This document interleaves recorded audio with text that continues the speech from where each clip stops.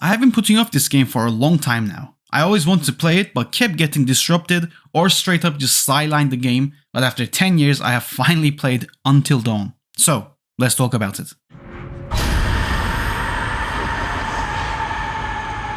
This year is Until Dawn's 10th anniversary. So yes, I waited literally a decade to play it. But anyhow, originally it was released on the PS4, but the version I played is the visual remake that was released last year on the PS5. Until Dawn is developed by Supermassive Games and published by SIE, Sony Interactive Entertainment. This PlayStation exclusive is a choice-based survival horror game. I decided to play it for this year's Halloween and even did 2 special streams on my channel of my playthrough. If you have any time, please do check it out. The reason it took me 10 years is when it came out, I watched one of my favorite YouTubers play it and I thought, well, I have seen the game and how it plays out. I don't need to play it myself. Then last year, I got an itch to play the game, but the remake was coming out, so once again, I thought, okay, I'll wait for that, and man, I got super busy and literally forgot about it until it came to PS Plus for free, and I'm super happy to report that I'm glad I have played this game because it is awesome. Until Dawn is set in a creepy lodge right in the middle of the snowy mountains, and stars 8 playable main characters. You get to control nearly every character in the story and their fates are your responsibility. I was trying not to get anyone killed, but sadly, I failed. The game opens during a snowy evening. The group of friends, who are the main cast of characters, play a cruel prank on Hannah, making her run away because of the humiliation she felt. First of all, instantly, it makes everyone apart from Sam, who's kinda the main character, less likable, so personally, it was a great start for me to like them. The impressions I got weren't that great.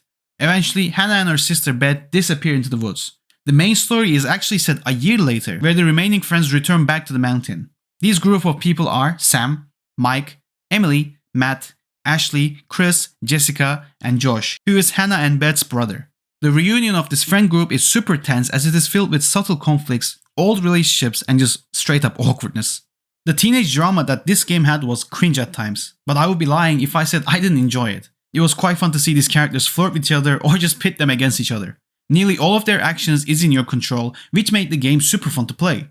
Yes, some dialogues are straight up shit and the jokes don't land, but it works. This game is literally a B horror movie and it just absolutely works. And that's one of the best parts about the game, and that's what I really enjoyed about it. It knows what it is and rides that until the very end. The overall narrative was enjoyable and the scares were good even if it relied on a lot of jump scares. The characters as a whole work well together, but individually they are hit and miss. Sam was my favorite as she was the most level-headed one and she was kind of the main character. I would say she was the lead with Mike, who I hated at first but grew to like. Emily was annoying. Matt, who is Emily's boyfriend, was the character I was enjoying the most as I was shaping his personality from scratch, but his fate saddened me a lot. Ashley was another character I liked. She seemed like a person who regretted what she has done with the prank last year and felt like a genuine person. Chris, man, I hated him. I did not mind if he got killed, I'm not gonna lie. I hated his stupid jokes, his personality, everything. He got on my nerves so much. Other characters like Jessica was your stereotypical pretty blonde girl. She was alright, and lastly Josh, who is played by Rami Malek. I already knew he was in Until Dawn, but seeing him pop up in the game, I gotta say it was a pleasant surprise. But saying that his character was okay. Him dying early surprised me a lot, but once you finish the game you understand more about his character, which I don't want to spoil. There are other characters like the stranger who hunts Wendigos, the Wendigos themselves who are these monsters live in the woods, the killer who is a mysterious masked person who hunts the group, and Dr. Hill, a weird but intriguing character. He since felt like he was really watching me and it made me feel uneasy. The story and the characters do work well even if I didn't like some. Now, let's talk about the presentation and the gameplay. First of all, this remake looks absolutely stunning. The graphics and the visual fidelity is just amazing. I know what the original looks like and it looks great, but this one is a big step up. Strangely, I do miss the weird blue filter the original game had. The lighting in this remake makes everything look real and more immersive. So, the lighting and the visuals look great, but the performance took a hit. Some scenes looked choppy. Animation clipped through walls or floors. There were quite a lot of times where the characters were just standing still and they didn't even look at you if you move while they were talking. Honestly, instances like these make me sour on the game, but where Until Dawn really shines is in its gameplay. The decision-making mechanics and the exploration is actually really great. The game offers you some very divisive and nail-biting decisions. The option to change the story and the character's fate is literally in your hands and it is executed perfectly. From making a character choose between escaping somewhere quick and dangerously, or safe and slowly, to deciding whether or not to hit on one of your friends surprisingly changes how this narrative plays out. Exploration, to my surprise, plays a big role in this game. You take control of the characters and explore a lot in your playtime. Either the creepy lodge, the snowy mountain trails, or the mines. The game takes a step back and lets you enjoy the exploration. Thanks to this, we get to see a lot of world building with how the mines were affected and how the Wendigo monsters came to be. Finding notes or newspaper clippings will help you understand the story more, so I do recommend exploring everything. The tone of these moments felt like Evil Within mixed with Resident Evil, and I really liked it. You can also find these totems which will show you what can happen in the future. These were some fun collectibles to find, and I tried to find all of them.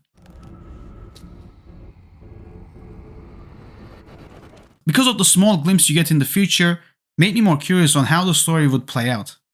Sadly, the character movements fucking sucked though. They were sluggish, not that responsive, as it made me stuck in the corners a lot, hard to navigate at times, and just not well made. I would have liked to have the option to run, but it was random when it happened, which I did not like at all. The game also has this butterfly effect which was very effective. Every time you do a crucial decision, the game will let you know that that was a butterfly effect moment. It made me more curious to see other options. And like I said, the decision making of the game was absolutely brilliant. Lastly, the gameplay also features QTE moments, especially in the moments where you have to go around a cliff, when you climb something, or when you choose the fast and risky option of escaping an enemy. Luckily, they weren't overdone and it was fun. Overall, Until Dawn is a great choice-based video game that feels like a B-horror movie. The narrative and the freedom the game lets you shape its story works really well. The characters, like I said before, are hit and miss, but as a whole, they serve their purpose. The scares are good enough that they made me feel uneasy at times, but I didn't like how much they relied on jump scares. That aspect felt cheap to me. The choices and the outcomes are excellent. I am really glad I have played this game even if it took me 10 years, and honestly I am happy I played the remake because graphically it looks stunning. The gameplay is sluggish at times, but it doesn't take away from its fun and addicting to play storyline. My score for Until Dawn is an 8 out of 10. I hope we get a sequel in the future. So, let me know down below, what did you think of Until Dawn? And how does the remake compare to the original? I heard a lot of people like the original more, but this remake worked well for me. As always, thanks for watching and I'll see everyone on the next video.